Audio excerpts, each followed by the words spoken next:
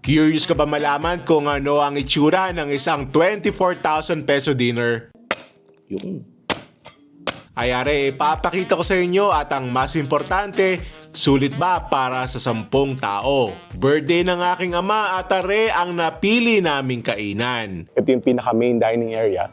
Bago tayo pumasok dyan, ito. Meron silang alfresco dining area dito. Ang ganda rin, very relaxing. Preskong-presko, mga puno. Kung tama yung pagkaka-research ko, ari ay dating lansunisan. Nasa lipa ka na, tapos garni pa ang ambience mo. Tapos masarap pa ang pagkain at kakaiba. Ito yung main dining area. Look at that. Perfect to for yung mga intimate lunches or dinners, lalo na with your family. Yan ang aming family. Yun ang aking daddy, birthday niya ngayon. Tapos ari yung namin, pinaka-set meal namin. Kita nyo, kakaiba, Yung mga entrees namin, main course, kompleto yan hanggang dessert. Excited ako din sa cochinillo. Sarap na sarap ako cochinillo dati nung Christmas lunch namin. Tapos, ito yung mga bago nilang mga dishes Kaya excited ako subukan ng mga yan. Yan, nari sa pang dining area nila. Mas malitong sa kabila. Pero again, very intimate, very cozy. Yan, hinahanda na yung arroz con chancho. So may rice yan. Tapos lalagyan nyo lang. Yan, may vegetables na rin. Tapos yan ay merong pork. Yan, nari naman yung arroz cremoso. May mushroom, saka may foie gras yan. Parang Latin American version ng risotto. Yan, di na ako excited. Octopus. Yun, nari yung kochi 1/4. Look at that. Now that is a drumstick. Ganda ng color. Looks really crispy. Yun! Ang hinahanap ko lagi, papoy. Ari naman yung pollo a la brasa. Smoked na Peruvian chicken. Look at those grill marks. Nilagyan din naman ng kaldo yan. Akala mo'y lumilaan. Complimentary pala ang baby squid na. Sa iba, bread. Tini, baby squid, ulam na agad. Crispy. Tapos sasaw-saw natin. Ano natin ini pagkasama na? First bite. Thank you, Lord. Really crunchy, salty, sarap with the sauce. Parang gusto ko na humingi ng kanin din Yeah, meron tayong 3 croquetas dito. Degustation style. So, ang suggestion sa amin ay work from the lightest. Itong croquetas de espinacas, meron yung spinach. And then ito, croquetas de chorizo, merong chorizo. Tapos, croquetas de pulpo negra. Merong squid ink, saka I think that's squid. Bite size lang siya. Tamang appetizer lang. Yung burst ng texture kasi pag kagat mo, crispy.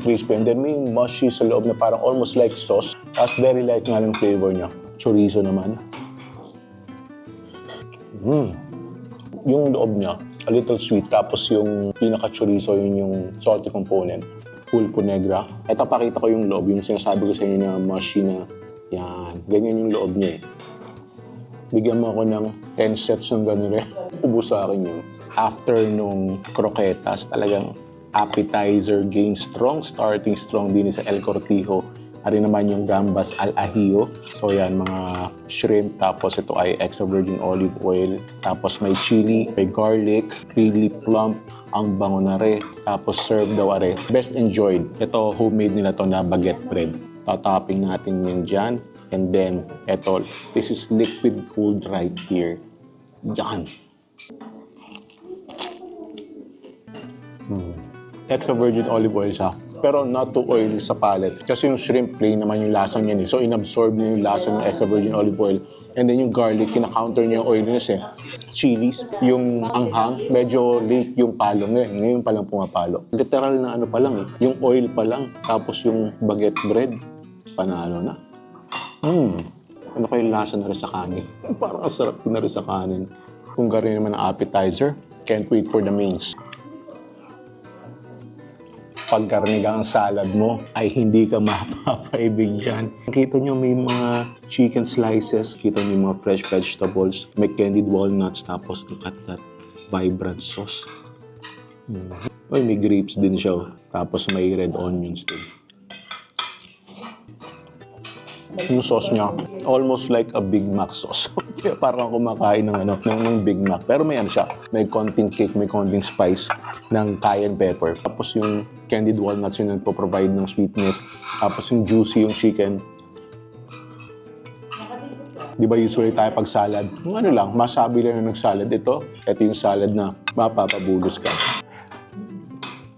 Ari yung sinasabi ko kanina na parang risotto. So, ari ay arroz cremoso con tres setas et foie.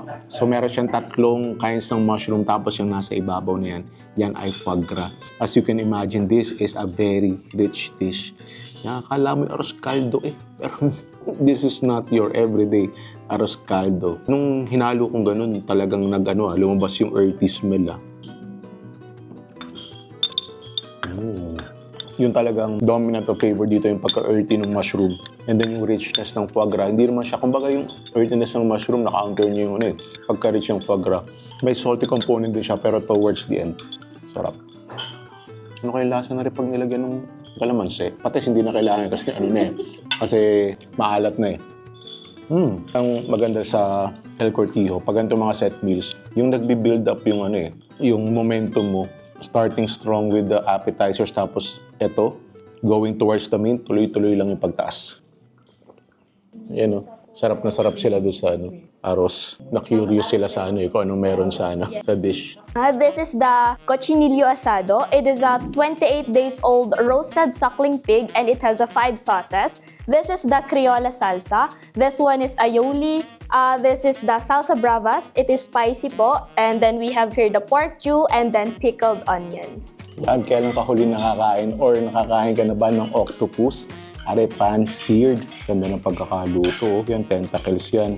Ito ay potato na sauce. Tingnan natin kung okay. Looks tender enough. Lagyan natin ng sauce.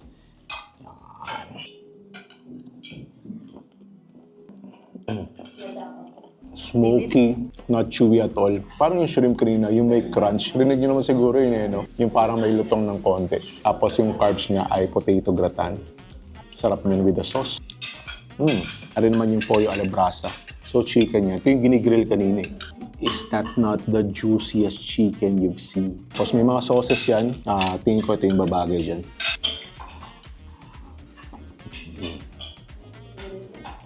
Yung skin niya, sobrang flavorful. Tapos yung chicken, yung pinaka-meat niya, sobrang juicy together. Siguro nasa top 3 ng chicken dishes na nasubukan ko. Grabe to. Serve with fries. Ito yung parang paella.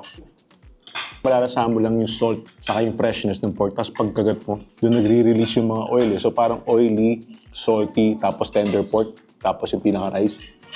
Tomato sauce flavor. May kick, may konting anghang. Salpicao with garlic and mushroom. Sa mga mushroom na nasubukan ko kanina, ay excited ako din. Yung mushroom talaga, in any dish, pag dinagdag mo yan, pino-complement nung earthy flavor niya yung whatever savory flavor na meron yung yung dish Tapos ito, tender beef. Actually, sa sobrang sarap ng mushroom, parang mas gusto ko yung beef sa dish nito Pero masarap din yung beef, kaya kainin mo magsama. Sobrang sarap ng mga mains, pero kailangan may cochinillo pa rin kayo. Yung last na kain namin din isang buong cochinillo. Ngayon, nagsiserve na sila ng mga 1/4. At syempre, pag cochinillo, kahit pa yan 1/4 lang, kailangan niyang platuhin. Tapos yan, meron tayong sound test. Kasi sa itsura, kita nyo naman na crunchy na. Ganda ng color. Yung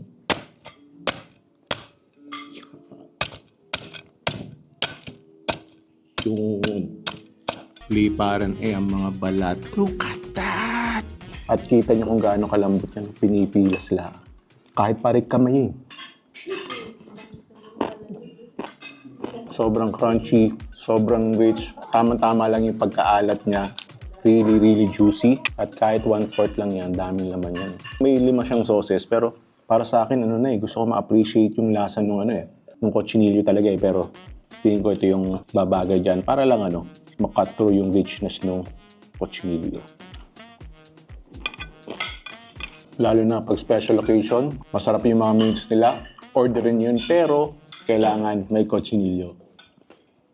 Ayan, grabe naman itong dessert platter nito. Siyempre yung meal na yun, deserving siya ng isang malupit na dessert. Ito yung dessert platter nila. Start daw tayo sa ites, yung tres leches nila. Hindi ako pa ng tres leches na sobrang milky Ito, saktong-sakto lang. Tapos yung pinaka-cake niya talagang melts in your mouth. Ito maganda, may contrast ng texture. Kung yun, mushy and soft. Ito naman, crispy. Lalagyan natin ito. Chocolate sauce, ice cream. Sarap nun. Yung pagka-crispy niya, sweet, warm, tapos yung cold ice cream, and then ito daw yung pinaka-sweet. Yan, hanggang ilalim, yun. That is sweet. Ang daming layers ng sweetness eh. Pero ito talaga, treat talaga na hanapin mo after that flavorful na meal na ang daming flavors yung sweetness na to. Bagay na ending. Ari naman yung mini donuts. Meron, yan apples yan, tapos toasted. Yan.